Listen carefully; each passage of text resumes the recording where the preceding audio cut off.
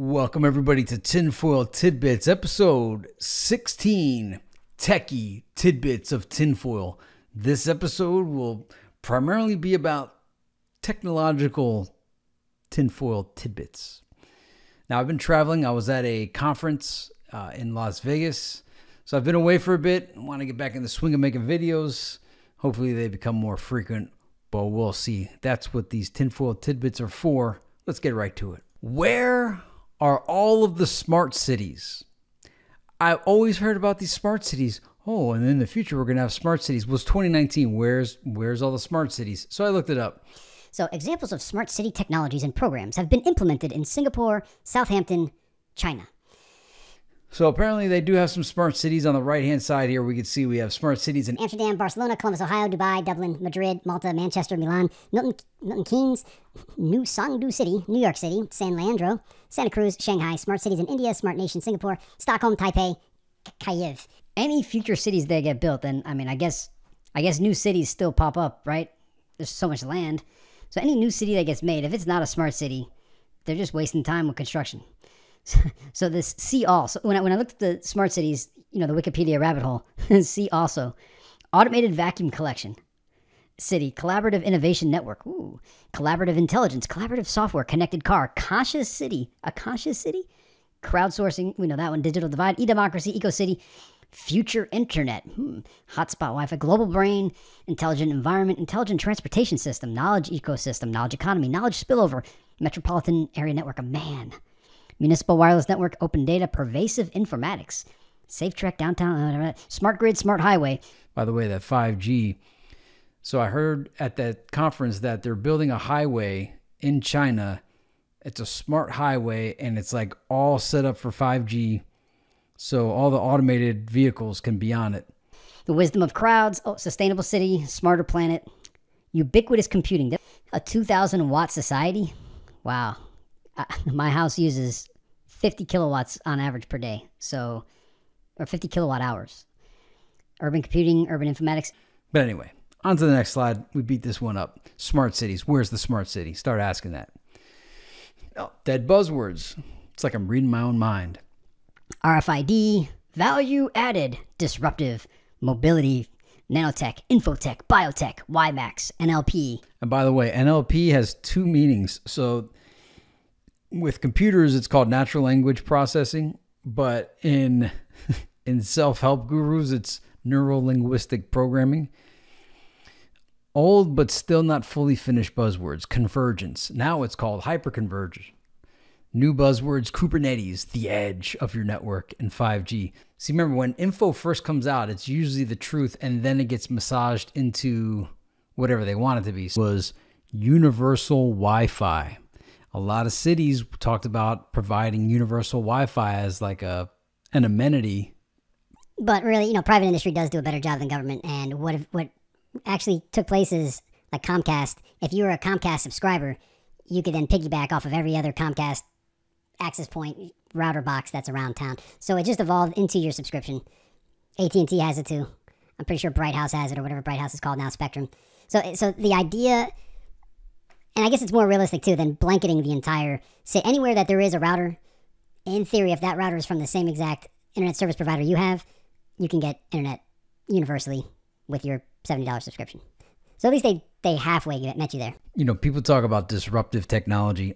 If you look up the disruptive technology, it's really not that disruptive. Disruptive tech to me is like the real 3D printers that are there / the replicator from Star Trek, free energy, 0-point energy. That's disruptive. And am I wrong? What we call disruptive technology in present day used to be called innovative technology. Why is innovative technology now called disruptive like it's a bad thing? Innovation. Have you heard the word innovation? Innovation. I feel like I'm the only one saying innovation. Innovative. Innovative technology. Not disruptive technology. Innovative. How far? All right, here's another one. Now that I'm a little older into the IT industry, I'm starting to see recurring things, and I'm starting to say, all right, come on. How far can you really reduce TCO? And that's total cost of ownership. So in IT, they're always selling products that supposedly reduce the total cost of ownership. But are they really? Now, iPads and tablets did. And it's not even the total cost of ownership, the straight up operational expense and the capital expense. iPads were a good thing. Like they made it so you didn't have to buy these $2,000 laptops. You could buy $500 to $800 iPads that didn't break all the time, other than the screen, but you know, viruses and stuff. That was a real improvement. I don't even know if it's a TCO improvement, but how much cost can you actually cut? What is the ideal futuristic life? Now that's one that's all right. When they sell like the future to us, they're always selling us, you're going to lose your job and the robots are going to kill you.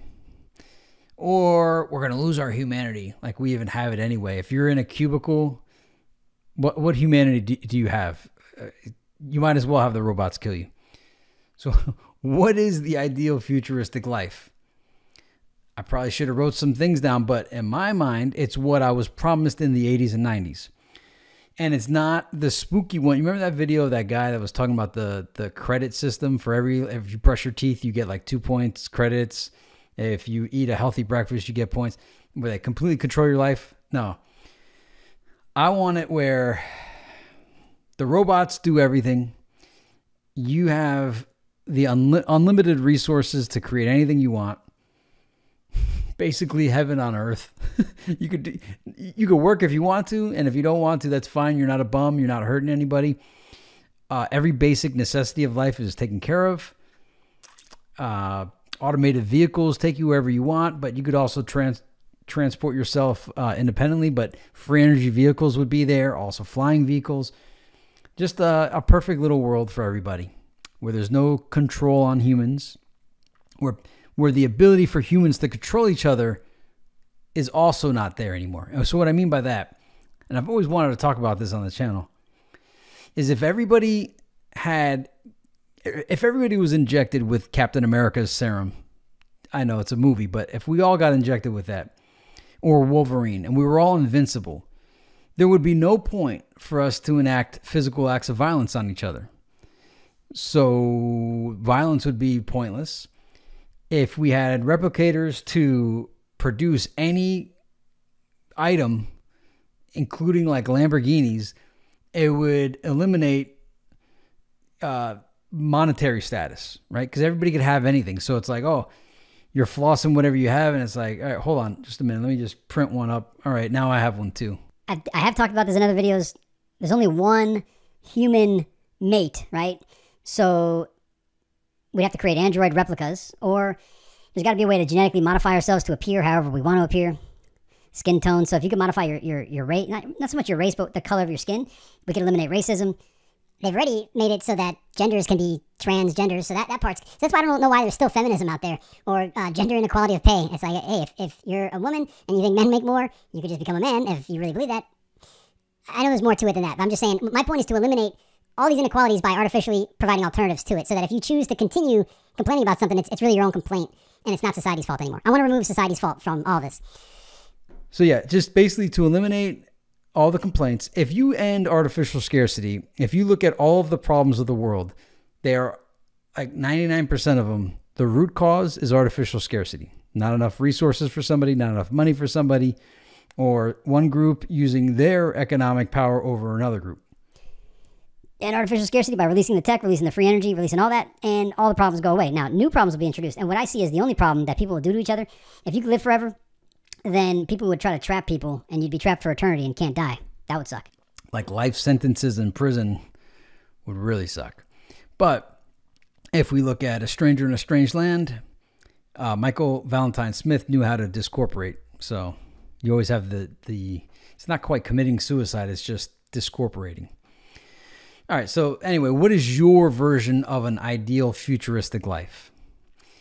Because it's being defined for us, and we need to define to it what it is we want. I just want everything on demand perpetually, a Napster for everything, and all the inventions that mankind is not prepared to understand and have, I want them all. Obviously, like nuclear weapons and stuff like that, keep that out. But anything that can improve your health, make you live forever, make you beautiful, or make you whatever you want to be, optimum performance, so we can run as far as we want, breathe underwater, all that. I'm all for all the tech. I'm a techno-optimist. AI for everything. Our standard of living is artificial and could be modified at any time. All right, now this is an important topic to me. Economically viable is a term that's always used. It's not economically viable. Economically viable does not mean that it's not possible. It means they can't meter it and charge you for it.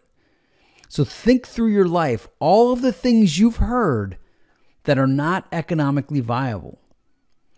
It's a trick. It's like a Jedi mind trick to make you think that it's not possible. But what they're really saying is, yeah, we could do that, but it would create a free-for-all. And we can't have abundance. We have to have artificial scarcity. So they just have to be able to make money for everything. How many things don't get made because they simply break even? So it's not even that some things that are said to be not economically viable, they could be produced at cost, where the company breaks even. And even those get shelved. Now, I understand why. There's opportunity cost. You can only throw so many resources at something, throw your money at certain things, so you got to use your... But I'm just saying, think of all the things you've heard that weren't economically viable, and let's make a list. And the people of the internet, we've created all this great stuff. Open source everything engineering. Yeah, we need to make the things that are not economically viable in existence, because that is disruption. But back to the topic. Our standards of living is artificial and could be modified at any time. If you've never seen the movie In Time with Justin Timberlake, see it again. The economic term, the basket of goods, means that no matter what happens, we're always going to have to pay the same amount of money. They just adjust the prices, which means it's an artificial economy. Think about consumption. Does consumption really... How could there be enough consumers to keep all these businesses in business? Really? How all those TV stations, there can't possibly be enough viewers to watch all that stuff. The movie In Time with Justin Timberlake shows that when Justin Timberlake gets the money and he gives it to the lower class, and once the elite, the upper class, find out that the lower class suddenly has disposable income, they then inflate the price on everything. So basically the reason why this bothers me is because I always hear the whining and complaining, or even television-sponsored knowledge of poverty and homelessness and all that. And all of it doesn't need to be. But I have to hear about it all the time. It's like, bro, just adjust the basket of goods so that people could have more. Just adjust the basket of goods, but don't adjust the basket of goods. Increase the standard of living and everybody will be better off. It's like this. You hear global warming, climate change and all that. You're blamed for climate change. It's your fault. It's humans' fault. And it's like, bro, why do I still have to buy a gas-powered car? Why are there no alternatives? Okay, we got Tesla now and maybe the Nissan Leaf and there's some hybrids. But it's 2019. Why is the vast majority of automobiles still gas-powered? In 2019, there's very few alternatives. And then on this whole standard of living anyway, the price of automobiles and the price of cars, the need for new debt to be created at all times, all this is artificial. So if you go back to my Grunch of Giants series with Buckminster Fuller, he says he created the design decade. Everybody could have the standard of living of a billionaire, but there's a less than 1% that actively keep that suppressed. So I just don't want to hear about the problems. I wouldn't be pushing this activism if I wasn't made to be made aware of it. It's like they artificially keep us concerned about topics that have solutions that are suppressed, that are prevented from happening. The ability to feed, we have the technology to feed 11 billion, yet we can't even feed 7 billion. The solutions to everything technologically have already been invented and have been in place since at least the early 80s, and if not, the late 40s. The problems we have are political, not technological, not even economical, strictly political. A remote robot body. So here's an invention I thought of recently. So I was at this conference and I was watching all these different remote capabilities and all these things, and I thought, because if you have an offsite a hot site, like a hot site or even a cold site for disaster recovery, you pay a lot of money for it. And, you know, you wonder if the price you pay is actually what you actually get. But I thought, man, how awesome would it be to have a remote hot site, cold site for disaster recovery that had like this remote robot body? And what I mean by that is, so I don't know if you work in IT or have familiarity, but we control people's computers, right? So if somebody calls, they need tech support, you can remote into their machine, solve their problem, you know, move the mouse on their screen. But imagine if, because creating robots seems to be, even though I believe that there's a robot army out there and like millions and millions of robots ready to go, fully functional, fully looking just like human beings, we're told that, oh yeah, you know, it's coming in the future. Okay, so how about a dumb robot? It's simply a robot body, right? So it's a robot body, and when you, let's say you needed to reboot a server physically at a site, or you needed to remove a drive and put a new one in because the RAID failed. Now imagine if there's a robot, like a humanoid robot body, but it's not intelligent, it's not artificially intelligent. But you, like in your IT company locally where you work, you go and you put this quick gown on, right? So you got the gown on and it has all these sensors, and then you put this VR headset on and you see where that robot body is at the hot site, the disaster recovery site. And you start like walking like this. And the robot then walks around. So then you could turn around and the robot turns.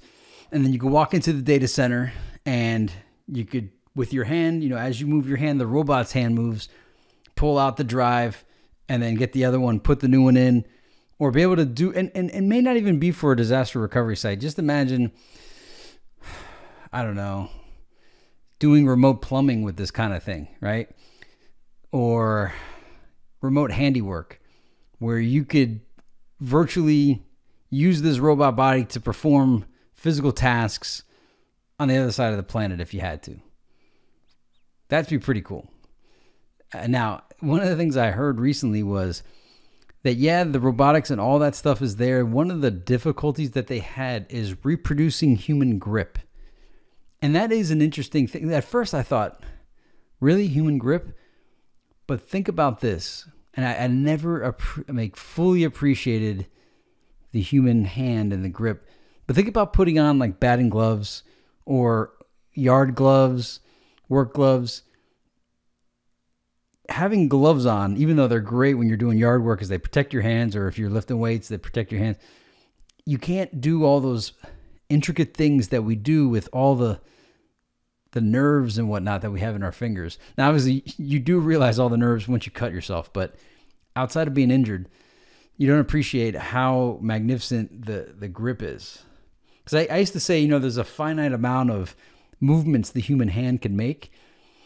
But as far as, you know, being able to reproduce that perfect touch that we have when it comes to picking things up, although how difficult could it really be? Because you think about those assembly line robots, I would imagine walking is also part of the problem. Like our feet are just as amazing as our hands. But anyway, the remote robot body, the grip is hard to reproduce. It's just a neat, I'll never have the means to invent this thing, so I'm putting this idea out there. Maybe it's already made. I think it's a great idea. All right, I want to make sure that this is known. I am a techno-optimist. I embrace the technological future. I know it's not popular amongst conspiracy theorists to embrace technology, that you're supposed to be skeptical about it and not trust it at all. And yeah, no, a lot of the people that are in control of this stuff are no good. I'm not interested in the human beings that have control over this or what it's going to be used for. But I try to promote the positive parts of the technology. And the way I do it too is to say, let's shift the narrative to our narrative. And our narrative is, hey, the robots should have replaced us, but the technology is also there for all of us to treat Earth like it's a theme park and we are the customers and we deserve a wonderful theme park to enjoy 24/7, 365, and be able to live as long as we want without being guinea pigs to the pharmaceutical industry to test their drugs on and their treatments instead of the cures. Bring on the cures, but bring on the preventive maintenance, the preventive cures that make it so that we don't even get sick in the first place. So I'm trying to push the technology that we were supposed to have, the positive technology. Everybody wants to push 5G is going to cook our skin. 5G is going to let them control our brains. Yeah, I'm like, well, 5G is also going to give us automated cars. Yeah, but they could control the cars. I'm like, dude, I want the tech. I want the tech. I want to be liberated. I want my time freed. I want unlimited ability to create goods on demand perpetually. A Napster for everything. I know all of this stuff exists. It's just suppressed. The free energy tech or the near zero energy tech, the 0 point energy tech, all energy is the one thing. And we're still using gasoline in 2019. You know, here's another thing. This also relates to the grunge. On the highway, 995, there is, I don't know if it's a mile, but there are solar panels. I believe the power company owns them. It's just like a square. I don't know. I don't want to say it's a square mile, but it seemed like a full mile of solar panels that the power company owns. So they're collecting all this energy for free from the sun and then redistributing it and charging for it. I guess that makes sense. I guess that's legit. I mean, how hard would it be for anybody to buy a bunch of solar panels and then redistribute? I don't know. The metering is what requires you to consistently work. So here's what I'm getting at. It's not even, I think of everything and I try to figure out how to make it work for everybody. So you have these robots that could replace everybody, but what do you do with all the displaced people? And then you need people to work so they could continue buying goods. So, and you want to meter people for stuff that's free from the sun, right? So free energy from the sun, you got to pay it's a capital expense to buy the solar panels. They're installed now and they're going to charge forever for the solar power. A little bit of maintenance, but it's solar power. They have the access to the grid that we don't. I mean, what if I had a lot of money and I had a square mile of land and I put a bunch of solar? I guess I actually probably could negotiate something. I'm just saying, all right, look, they're collecting free energy, redistributing it from a centralized part and charging for it. Why are we still doing centralized electricity? Because they want to meter you.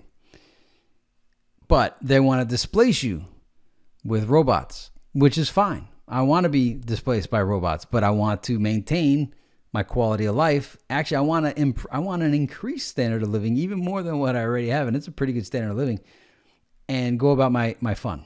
So I'm a techno-optimist. I know everybody else is a techno-pessimist, and they think, probably right. I mean, so long as nobody brings dinosaurs back, but unleash the tech. Shift the narrative.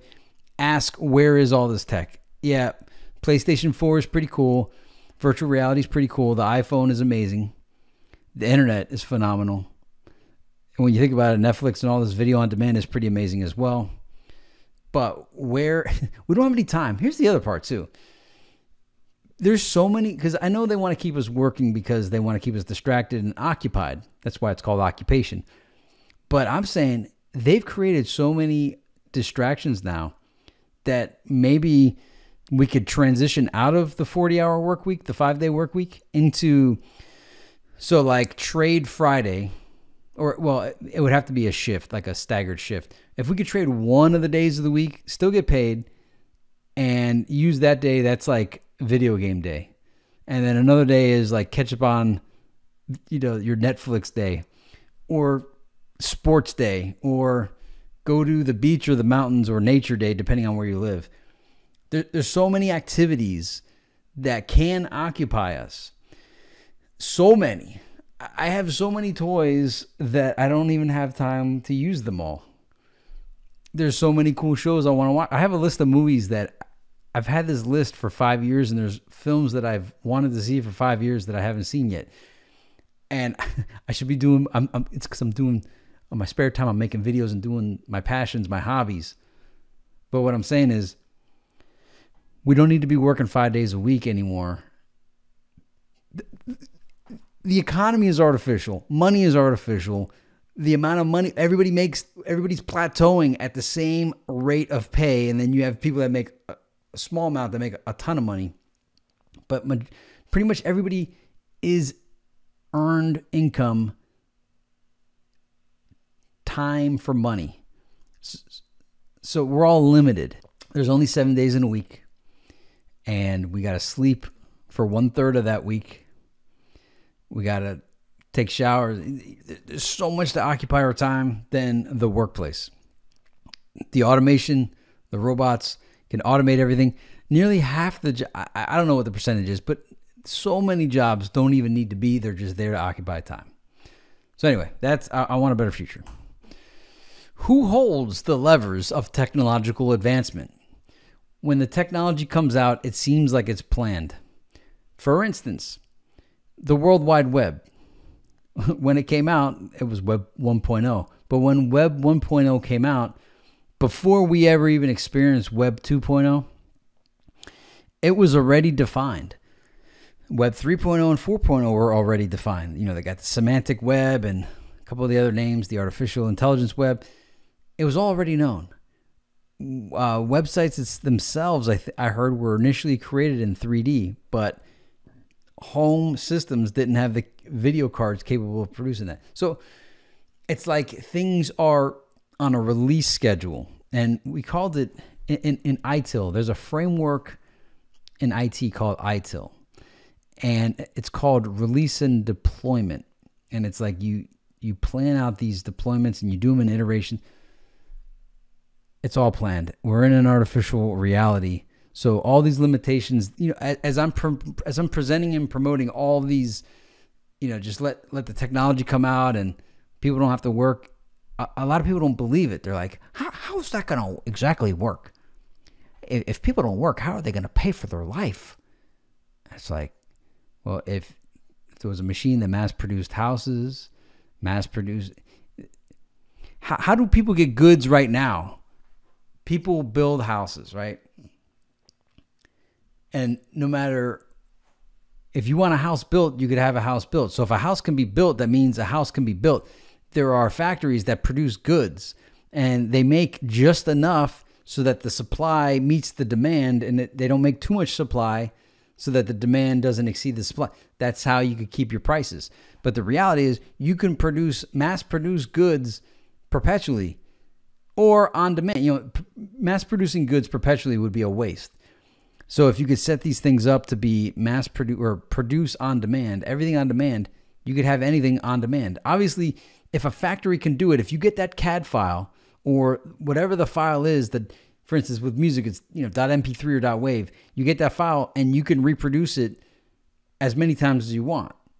So then if you could get that engineering file, the schematic, and put it in a machine that, obviously there's a file for a factory that produces a good that if it's machinery, it has to have a program. So if you get those programs and you put them in your own machine, you can produce it. That's a real high level, simplistic way to look at it. But I'm trying to, the artificial scarcity mindset that they push is they try to tell you that it's not technologically possible. Everything is technologically possible. As I said earlier, it's just not politically possible. So you need to find out when you're being pushed politics or pushed actual technology. The technology can be made. It just may not be what do they call it?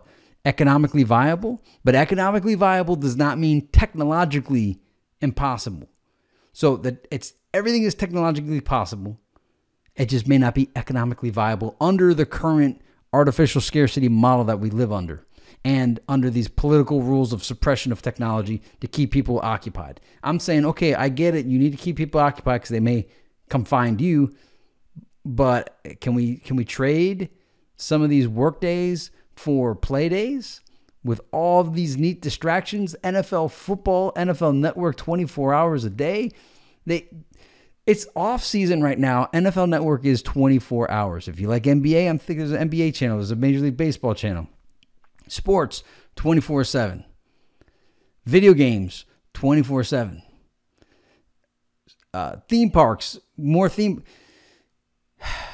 Everything. Think about this. The money's there. All this is possible. We could have a much better existence. All right. Right to privacy. So I saw this at the event. Right to privacy? Early on, photography was expensive. Near the turn of the century, the masses had general use of photography. Instantaneous photographs and newspaper enterprise have invaded the sacred precincts of private and domestic life. Samuel Warren and Louis Brandeis, U.S. Supreme Court Justice, December 15, 1890. Proposed right to be let alone. Okay, now watch. There's a reason why I'm showing you this here.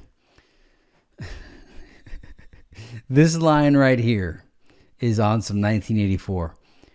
We generally accept being observed, but rarely accept being identified.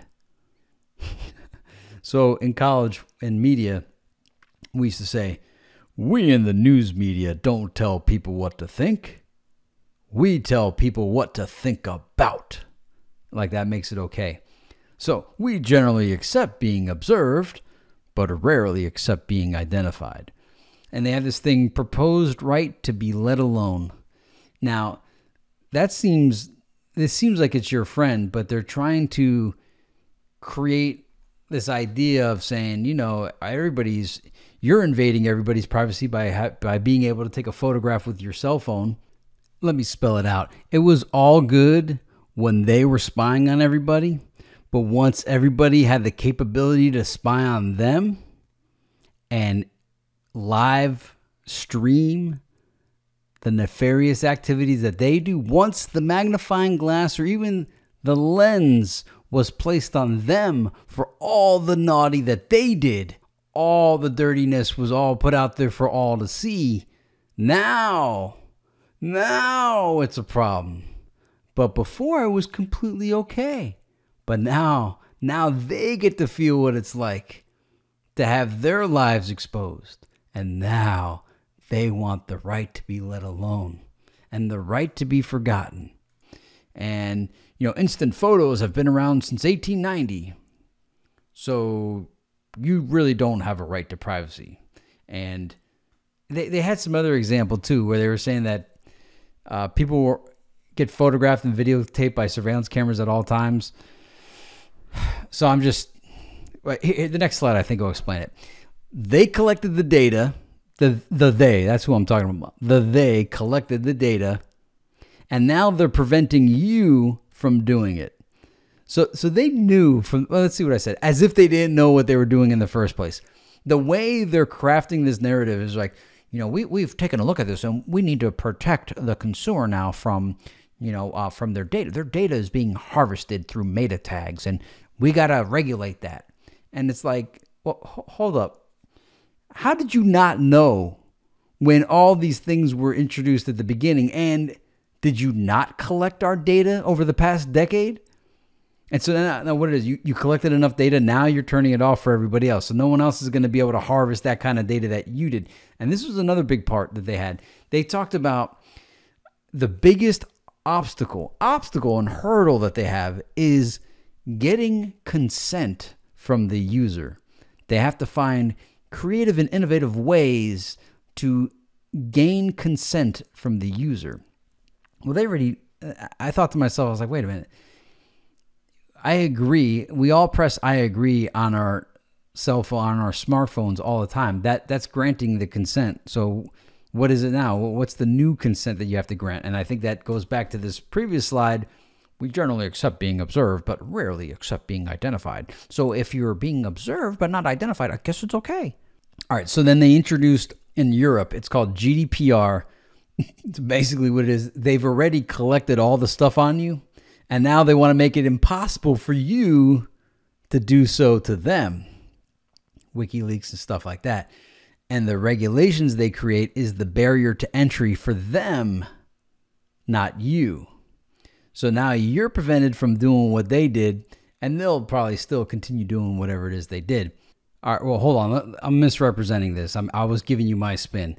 So the GDPR is the General Data Protection Regulation. It's a regulation in EU law. It's not the United States, it's Europe, on data protection and privacy for all individuals, citizens of the European Union and the European Economic Area. It also addresses the export of personal data outside the EU and EEA areas. The GDPR aims primarily to give control to individuals over their personal data and to simplify the regulatory environment for international business by unifying the regulation within the EU. Yeah. Let's see what it says here. Regulation on the protection of natural persons with regard to the processing of personal data and on the free movement of such data, and repealing Directive 95, blah, blah, blah. And I remember there's fines, like insane fines for a company that does not protect the data, something like that.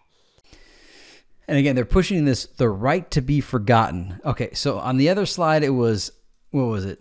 The right to be left alone? Okay, don't get these confused, because I did.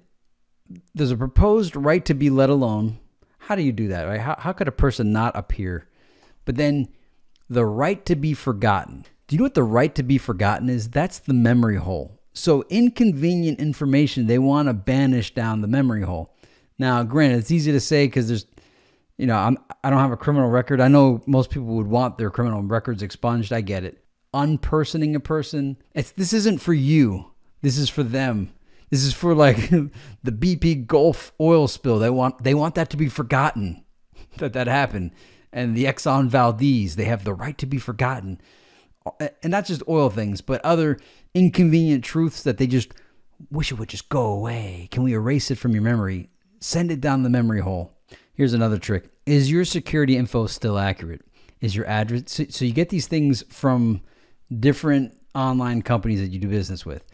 You log in, you just want to do what you want to do. You get hit with this pop-up ad that you have to answer. And it says, is your address still accurate? Or actually, they don't even phrase it like that. We're conducting a security, audit. Is your address still accurate? And is your contact info still accurate? And they make it seem like, it is good because when you do get bills every month, they do have that address correction form. But I believe that all this goes into that centralized database of all of your online, the tracking of you. And you're basically updating your records for the super database. That's what I believe is going on. Or maybe it is they just want to make sure they have the right information. But I still think it goes to that central database. Janus VR. Now, I had complained about the 3D reality or the VR. I have basically a 3D browser now. It's in the Oculus Go. So somebody had recommended Janus VR. The Janus VR app sucks, by the way, in the VR. But it's okay because now that I have VR, I basically have a 3D browser. Kinda. Actually, I don't. It's not really like Exit Reality, but I'm satisfied. I'm not like, where's my 3D browser anymore? I'm good now. I might have done a slide on this in another Tinfoil episode. Where is the paperless society? So I looked it up. It came out like 1979 or 1978. That my whole high school, we were said, oh, we're working towards the paperless society. We're getting rid of paper. You're not going to have paper anymore. Well, 2019, we still got tons of paper. There's some things that I do like paper, but I like printing stuff out every night, like a lot. But when I get conditioned for something and they make it like it's my fault that I'm using paper, like, we're making the paperless society. We're trying to engineer people to accept the paperless society. I'm like, all right, cool, let's do it. I want to do it, but then you're still made to feel guilty, like you're not contributing to the environment correctly. I'm like, yeah, dude, can I have the tech? I'll do everything paperless. Stop blaming me for the global warming. I don't even have a car. I don't have a car because I want to be able to sniff my farts and say I don't contribute to the carbon footprint.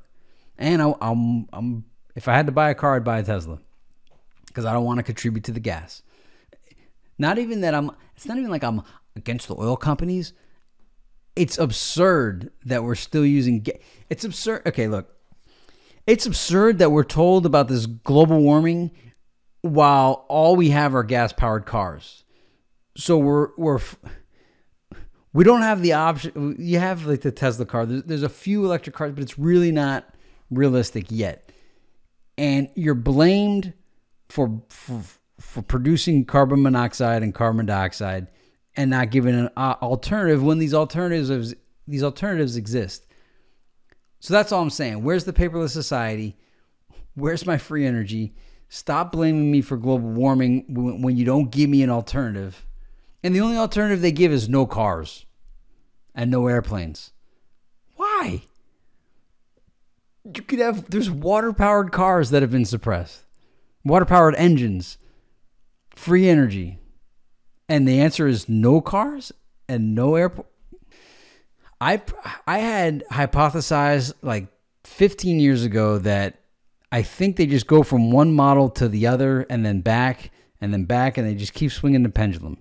So you go from centralized to decentralized, regulation to deregulation, on-premise to the cloud and back, or even now a hybrid. Some on-premise, and this is technology. I'm talking about the cloud and on-premise. You got the hybrid. So they got everybody to go to the cloud, and now they're saying, well, maybe it's got to be a hybrid. You got the patriarchy to the matriarchy, and then call it natural historical shifts when it was all orchestrated.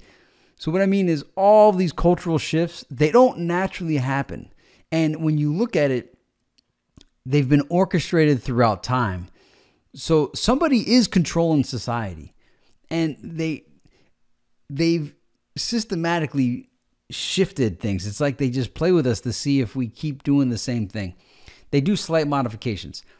Gender stereotypes shift culture. The same people who said it one way said it the other way. All the racism and propaganda in films and schools were all done by one group, and now they're shifting their target. So you hear all this blame about films, TV, Hollywood, propaganda, school system. That was all done by one party. They control all of it, and yet they make it sound as if it's the other party that does it. Economics shifts from Keynesianism to Austrian school to Keynesianism, and now we're going back to the Austrian school of economics. It just shifts back and forth. Like in accounting, sometimes it's LIFO, sometimes it's FIFO, sometimes it's that other one. It's just shifting. So nothing, what I'm saying is all of this is controlled. They make it seem like it's organic. The economy is organic. It's not. It's steered. It's controlled. And when you realize that, and you still see poverty, and you realize it's there because they want it to be there, you're like, bro, why? Why do I have to? Why am I made to care? Because I'm a caring person and I'm a problem solver. All the answers are all there. The technological answers are there, but politically they are blocked. Oh, there is one last one. So at this conference, the first 2 days I was trying to like play it cool and try to behave. Oh man, that was all wrecked when will.i.am hit the panel. And he said so many things that were just phenomenal to be said to a corporate audience. So the best thing he said was he's sitting there, and there was a professional advertiser and marketer to his right and someone else that was doing their own marketing to his left. And he said, 15-year-old kids on Facebook are better than you at marketing. He wasn't really pointing to the person on the panel with him, but basically to all the business people. He's like, the 15-year-old kids that aren't even college educated inherently, instinctively know how to market better than you do on the internet. And because you can't compete, you want to kill it. And that's what I've been saying. The thing that, okay, let me drop to this fourth one, because this is what I was going to say. Keep the likes and quantification. Okay, so they're saying, they mean like Twitter and YouTube, they're saying that they're going to remove the likes and the view count and the quantification because they don't say this. They say it's because people's feelings are being hurt, or it's giving a false sense of value. But really, it's because it exposes that the corporate laziness and the reporting lies. So up until this, first off, the management always says, well, if I can't measure it, I can't manage it, which means that's how they force quotas and force productivity on the employees. So anything that's enforced upon the employee, I always want to reverse it. Anything that's imposed, I always want to reverse the imposing. So the management and all that quantify your performance. Well, I want the people to have a way to quantify their performance, and that's what the internet did. So television and the authoritative sources, they present themselves as if they are the authority. But when you look at their view count and you look at their performance, it's low. It's abysmally low, and average people are blowing them out the box. And it's glorious to see their... And not only that, when they try to push what they say is reality and what they say is the social norm, and you see their view count is nothing, and then everyday people are in the millions and tens of millions, that's glory.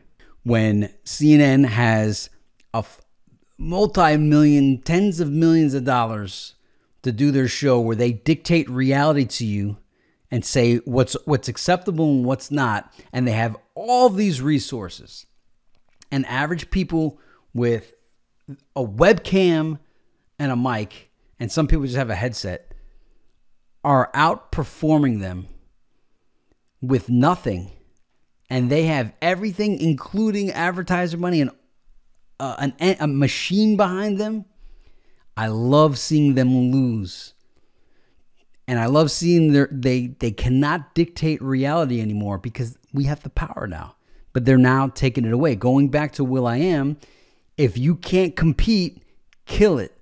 So they're going to remove the social score for us to really see. Can you imagine getting all those millions from advertisers, and then you find out that they have no reach? Anyway, you know what I'm saying. The kids are outsmarting the marketers. That's what Will said. He said the kids are outsmarting the marketers. So all these paid professionals that profess that they have mastered the art of advertising and marketing are getting outworked by kids because they haven't taken the time to learn the internet, because they've just been spending their time doing the same things that they said worked. And it wasn't even accurate. It used to be a one-way street where they could just say what they wanted the reality to be, and you just had to sit there and take it because there was no competition, there was no voice and response. Why I was saying I love it so much is it's an absolute true free marketplace of ideas, and this group that used to just dictate the reality to us suddenly has a sea of opposition and competition, and they don't like it.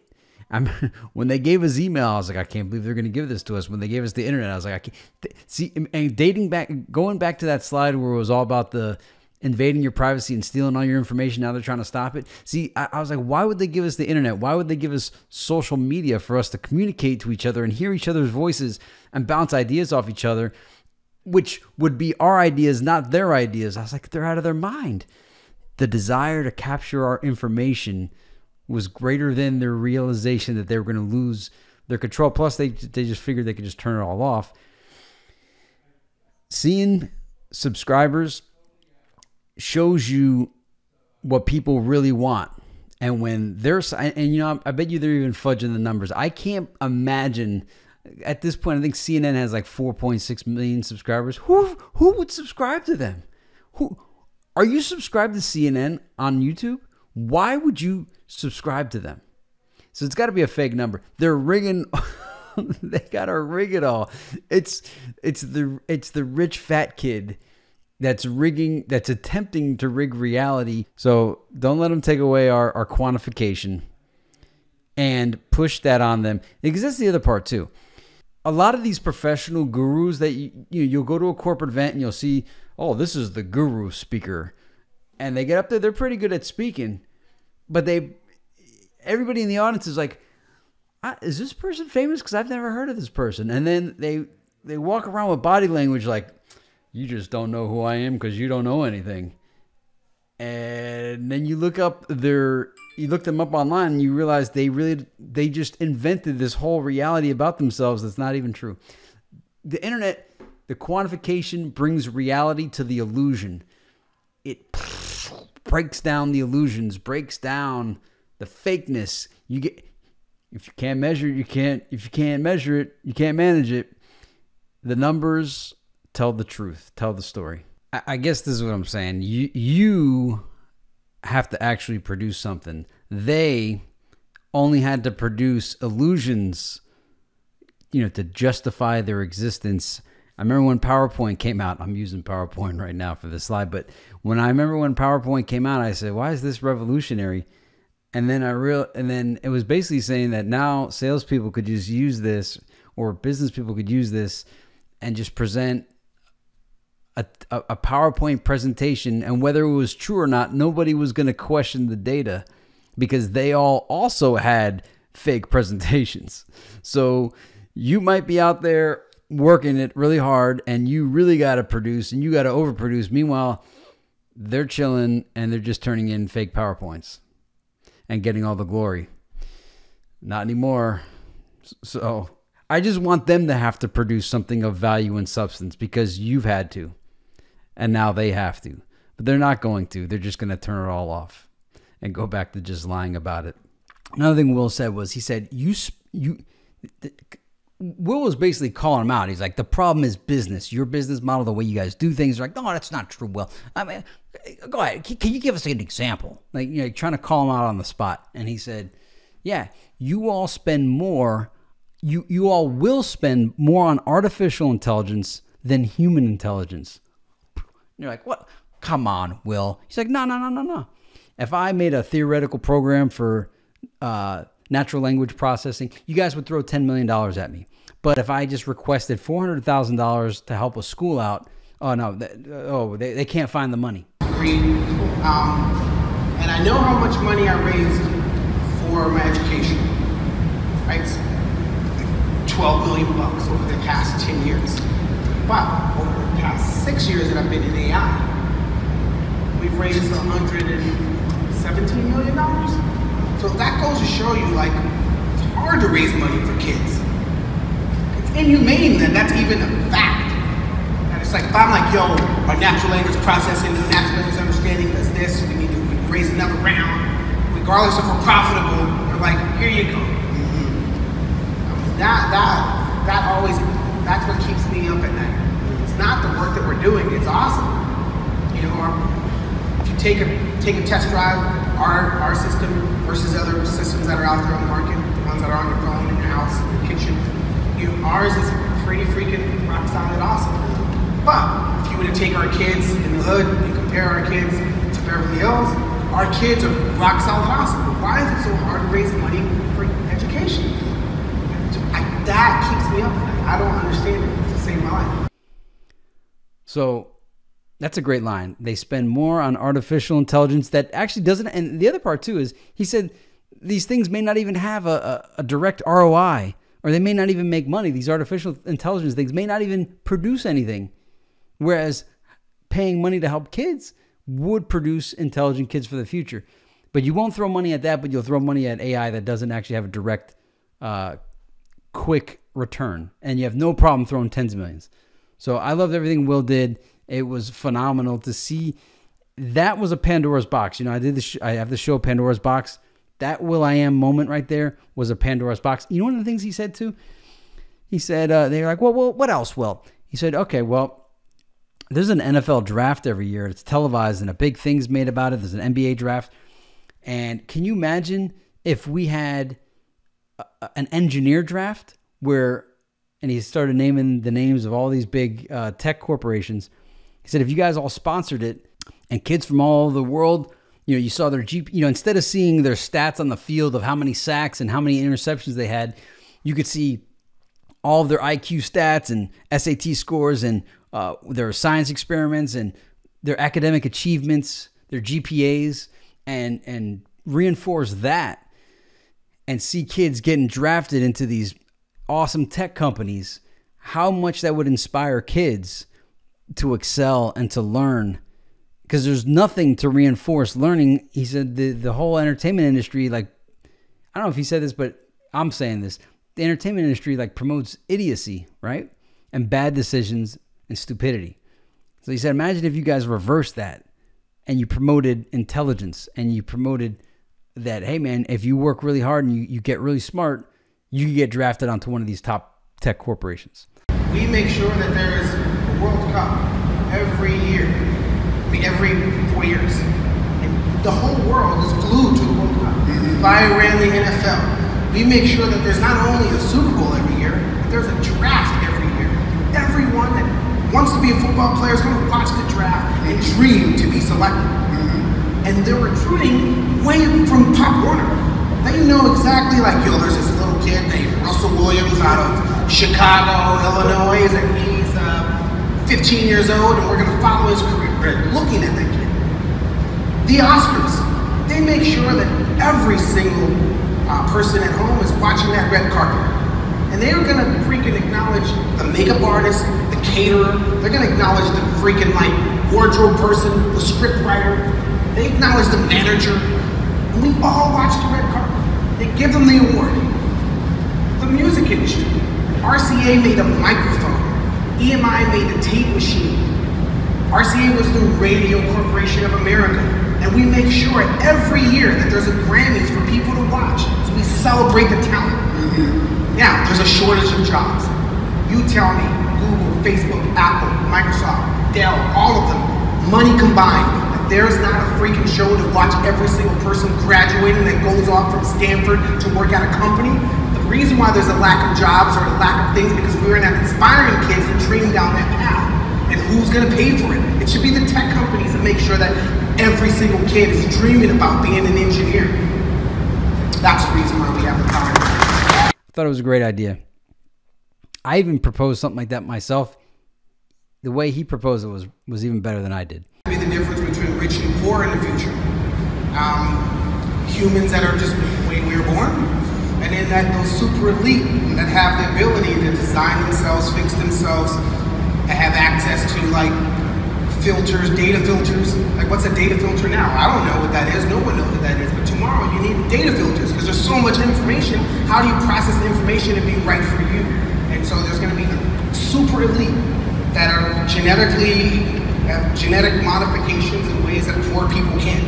And because I was born poor, but rich at heart, and now I have access to money, I'm rich at heart. And I still bleed humanity. So I'm concerned about that one. But the way you fix that is to fix the data and the regulation side of things. Because data is currency now. And there's going to be countries that are poor in data and countries that are rich in data. Countries that have no AI, countries that have super AI. And those countries that have super data and super AI will have kids that are genetically modified, that are super, like a whole different race, species of humanity. And that's 20 then. And it's something we should put in place now so that doesn't happen. Who owns my data when I'm going around pinging everything? Right? I was born, I have an immune system, I have a digestive system, I have a nervous system. I eat my food, no one can digest my food for me.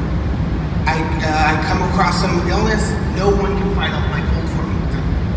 Now, my data system and that Internet of Things, it could be a good thing, but it could be a bad thing if everyone else is benefiting from all my pinging. I want to be the one that, we should all be the one that benefit from my pinging, from our pinging on the Internet of Things. It's like great for your body and the community and the health of the community and the country. That's not what the conversation is. Now, if the same applies for technology, we're in doom. So it should be about what's good for people, not business. What's good for people. So anyway, this ran a little bit long. I hope you enjoyed it. This is Tinfoil Tidbits, episode 16? And I just got all this off my chest, so thanks for hanging out. Peace.